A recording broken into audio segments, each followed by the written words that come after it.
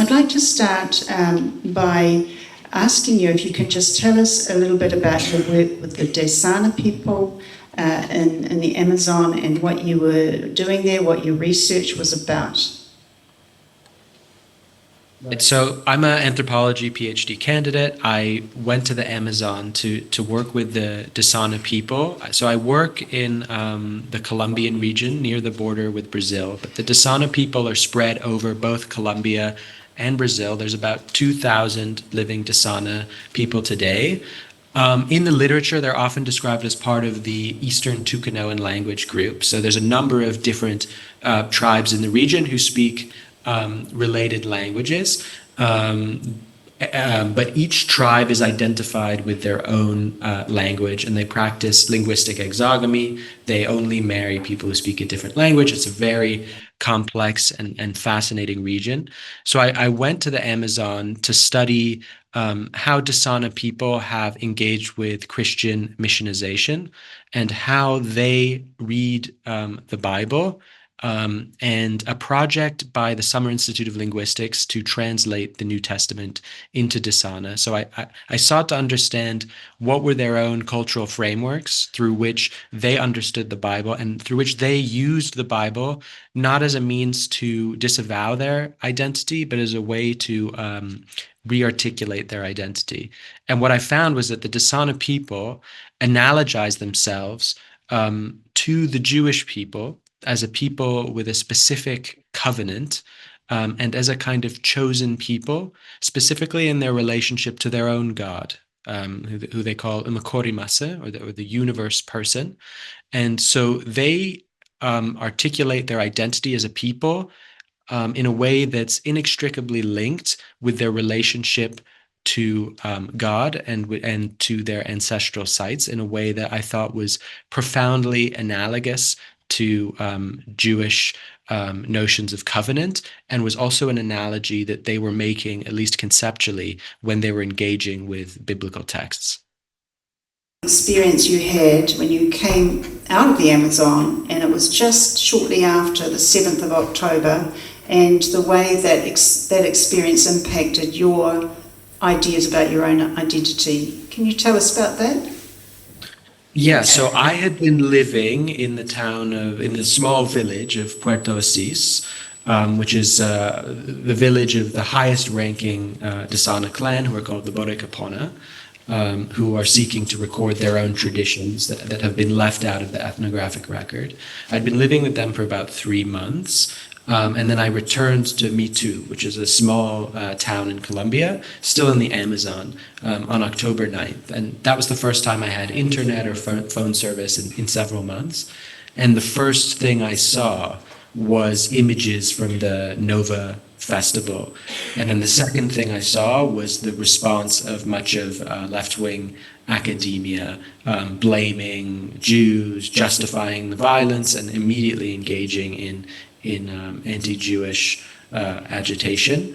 And it was in response to that I really felt a need to articulate an understanding of Jewish identity that could draw from the anthropological and philosophical frameworks that I was trained in, and that also drew from my ethnographic experience with Desana, to understand how anti-Zionism had become a kind of institutional structure in the academy that was erasing Jewish identity and history and indigeneity in similar ways that I'd seen colonial practices and structures threatening the unique identity of the Desana.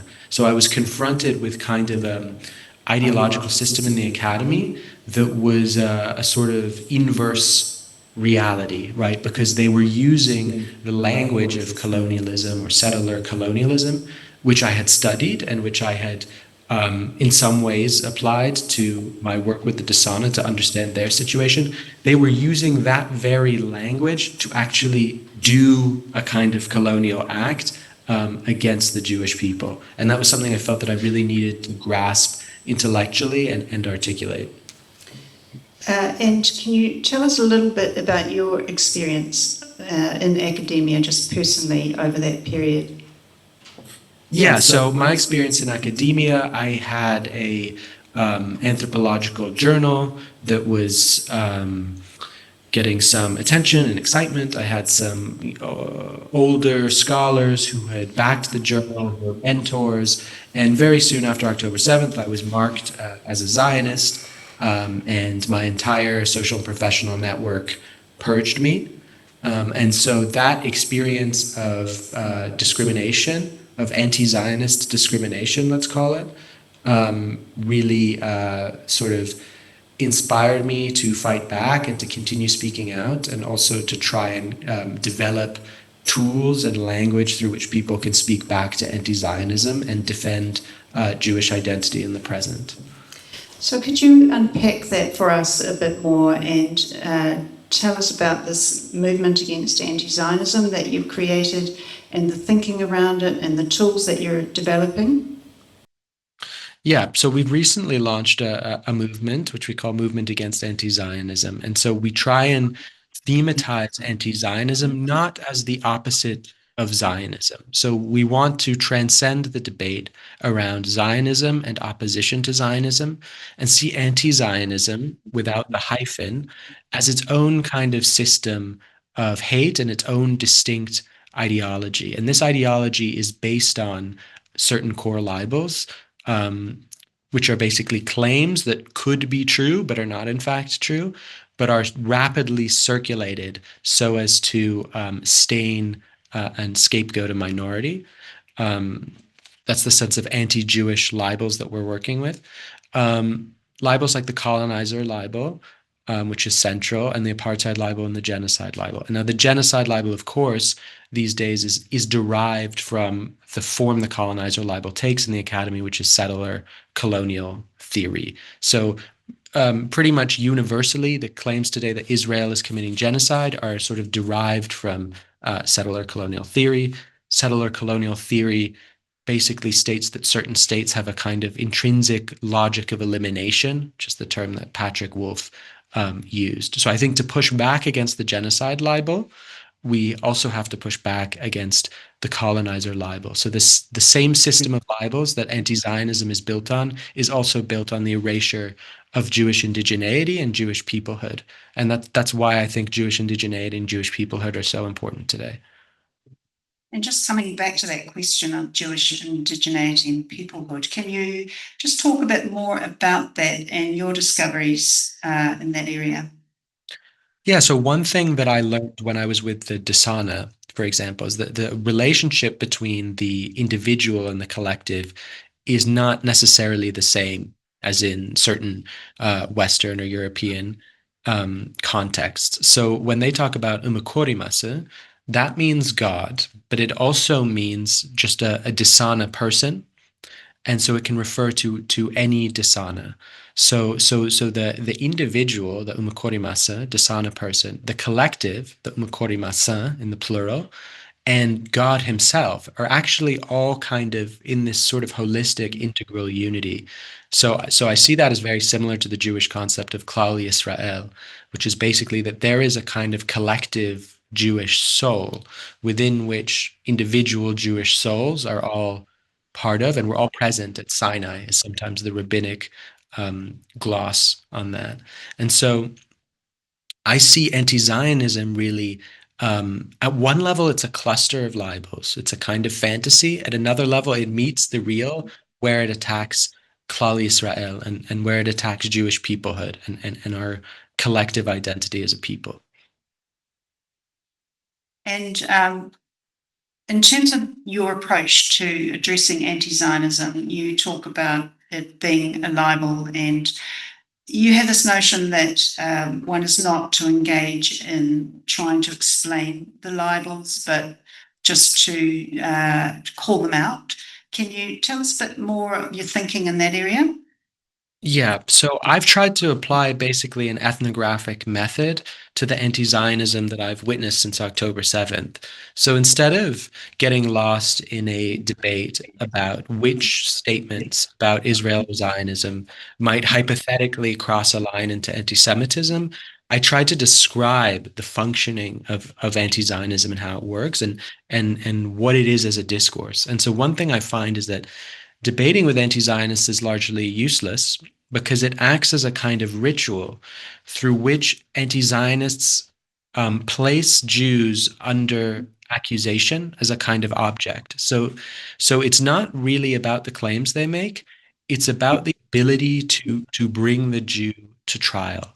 And so I think that should be understood as a kind of injustice in itself. So if you look at a show trial or a lynch mob, for example, like the kinds that took place in the American 20th century by white people against African Americans, right?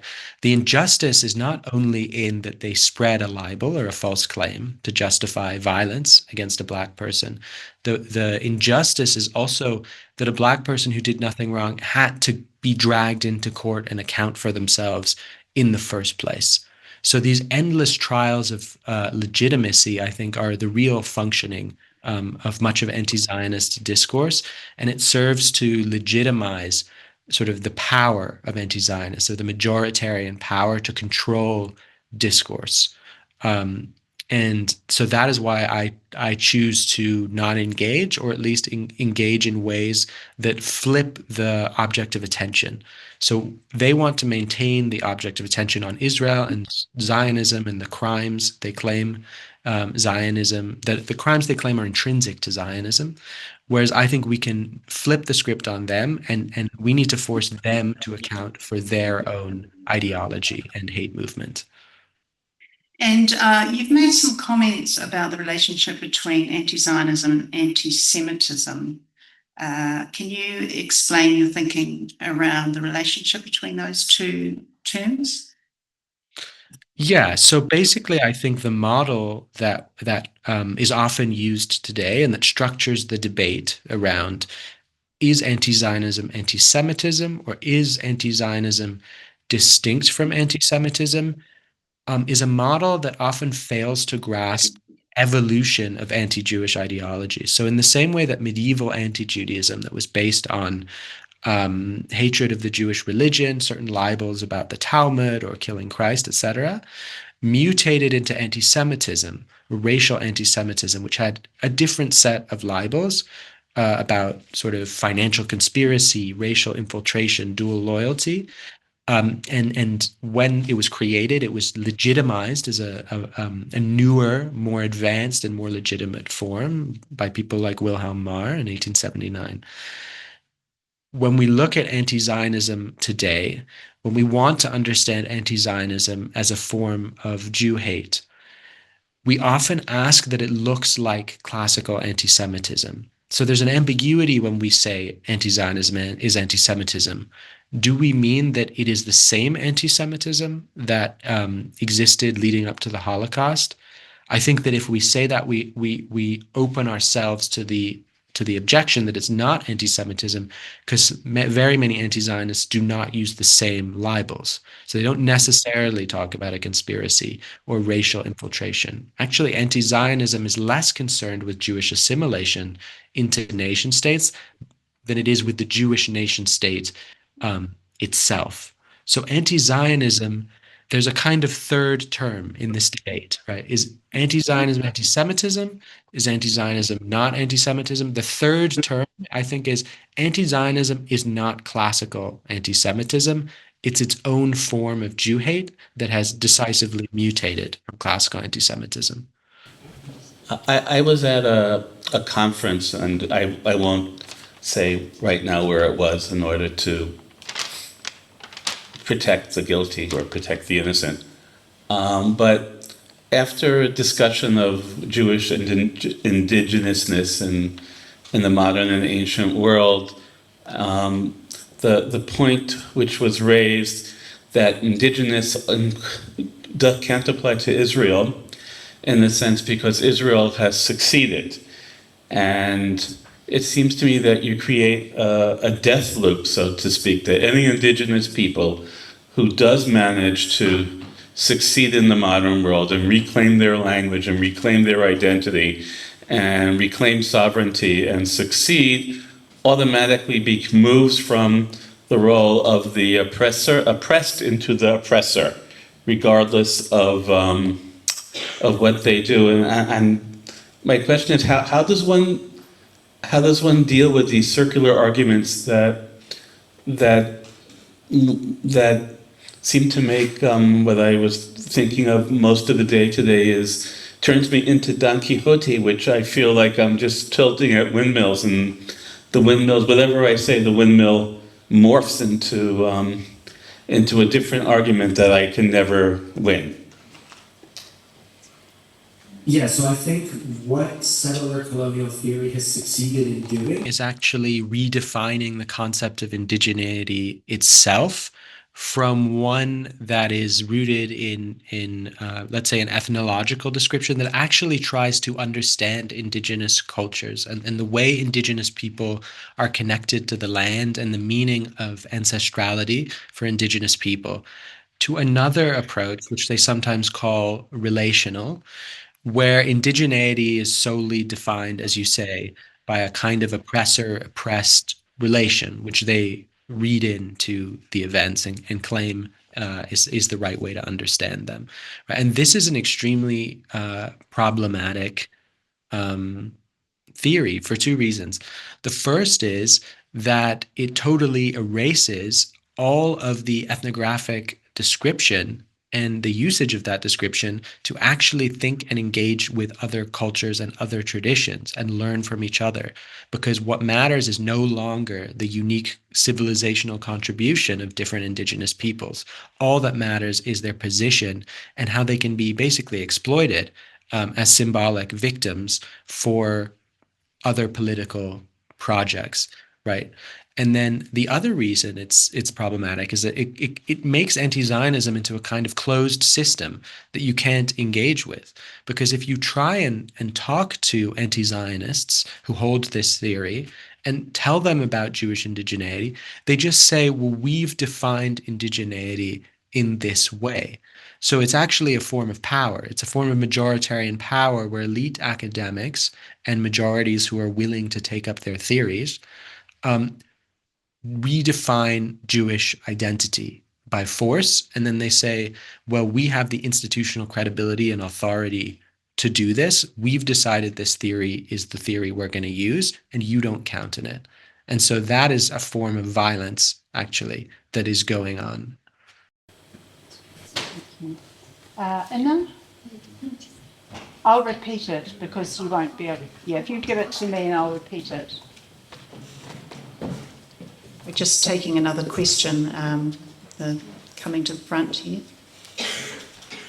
I want to ask a question about this. Like he said, anti-Zionism has become a closed system. They do not engage. But can he please give a hypothetical example how to deal in practice when you meet such people, like a dialogue? If you can please explain what is the method how to deal with people who are anti-Zionist. Okay. Practical example. Okay, so we've got a question about how to deal with the people who are anti-Zionist. You know, it's a closed system, and what tools do you offer for people in having those conversations? And a hypothetical example. And a hypothetical example. Of such a conversation. Yes, of such a conversation.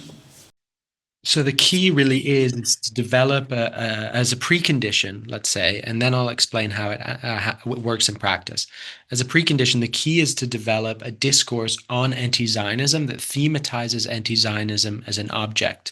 And so we can do that at three levels. Let's call it structure, function, and genealogy. So the structure of anti-Zionism is its ideological logic. It's composed out of these different elements. Colonizer, apartheid, and genocide libel as the three core ones. There are sort of families and clusters of libels that live around each of those different libels. The function, which is how we describe how libel is working to stigmatize and exclude, and how it targets Zionists, how it targets Jewish peoplehood.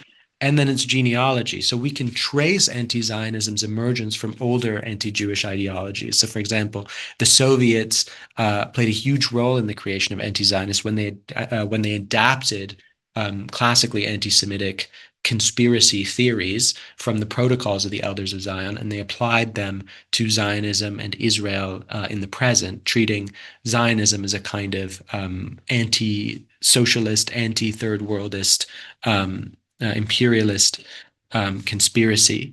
So once we have a discourse around anti-Zionism, once we see anti-Zionism, we can engage with anti-Zionists by demanding that they account for their own discourse, right? So at the most simple level, if someone says Israel's an evil colonizer state, you can just respond by saying that's the colonizer libel. That would be the most simple level. At a more developed level, one could say the colonizer libel was itself an adaptation of earlier anti-Semitic tropes, like Jews as foreign conquerors, which were transformed by the Soviet Union into progressive social justice sounding language, and which re-legitimized Jew hate within the moral values of the time. So you show that the anti-Zionism derives from these older forms of anti-Jewish hate, and you show what anti-Zionism is doing and demand that the anti-Zionist account for that. Hi, you're unbelievable. Yeah. Could you talk a little bit about, in terms of within the Jewish people, how how we deal with this concept of anti-Zionism as being, that means Israel's doing terrible things and I have nothing to do with Israel. I'm Jewish. I'm not responsible for anything that goes on there. Can you just sort of, how do we deal with that? Are you also in that area? Yeah, so I think that token anti-Zionist Jews, individual Jews who join the anti-Zionist movement, do an incredible amount of work to legitimize the movement. I think they almost do the entire work itself, right? Because anti-Zionism legitimizes itself by saying it's not anti-Semitism because it's only opposed to Zionists and not Jews. And it redefines certain Jews as Zionists who are then sort of stripped of their history of Jewish suffering and Jewish victimhood and no longer have a right to speak back to anti-Zionist oppression because they have been redefined as evil oppressors, while the Jews who are not defined as Zionists, who join the anti-Zionist movement, are there to show that anti-Zionism doesn't oppose all Jews, so it's not anti-Semitic. And so I think that's a very strong reason for why we need to shift to understanding anti-Zionism in its own terms, because anti-Zionism isn't like classical anti-Semitism, which did have kind of an opposition to individual Jews. So if you think about anti-Semitism, as it opposes the racial infiltration of Jews into non-Jewish nation states, the very concept of infiltration involves a certain notion of quantity where any amount is too much when you're trying to create a pure homogeneous nation state, and that leads to the individual Jew being a problem. Now, when you switch to anti-Zionism and you recognize that anti-Zionism is opposed to Klal Yisrael, to Jewish peoplehood and the Jewish collective, it becomes completely logical and coherent, actually, that there are individual Jews who separate themselves from that collective, and that anti-Zionists demand individual Jews do that to try and harm the Jewish collective and to try and divide and conquer. So I think that shifting the ground a little bit and seeing anti-Zionism as its own thing will show that anti-Zionist Jews are a logical and coherent part of anti-Zionism, and to use them as a way to legitimize anti-Zionism doesn't actually work. People would like to know how can they get involved in this movement, and is there a training or a course on how to deal with these conversations? Yeah, so we actually do a ton of trainings. We have a great group that's been honing their own skills and training other people for a while now. So if you go to the website, maazaction.org, M-A-A-Z action.org, and fill in the contact form, we have people sifting through, and we'll get back to you, and you can do a training. And one thing we really want to do is to change the overall language that the Jewish community is using and the attitude that the Jewish community takes towards anti-Zionists, so that people know how to name anti-Zionism. Say anti-Zionism is a hate movement, anti-Zionism isn't justice, it's hate. And instead of getting in these endless debates about whether anti-Zionism and anti-Semitism, to establish boundaries, right? Just to say no. Anti-Zionism is not acceptable. And so that is the kind of transformation that we're trying to make. And if you have other skills like making graphics or memes or posters, that is also helpful. We want to create eventually chapters in different locations. We want to do protests against institutions that are part of what we call the anti-Zionist complex, right, which is a sort of broader structure of institutional racism. So the UN is obviously the prime example there. So yeah. Well, thank you, Adam. I think everybody has really enjoyed your talk and gotten a lot out of it. And so thank you for joining us this morning at your time, this afternoon. And we hope that you'll put this on your calendar for next year so you can do this in person for the next symposium. So thank you. Okay, thank you.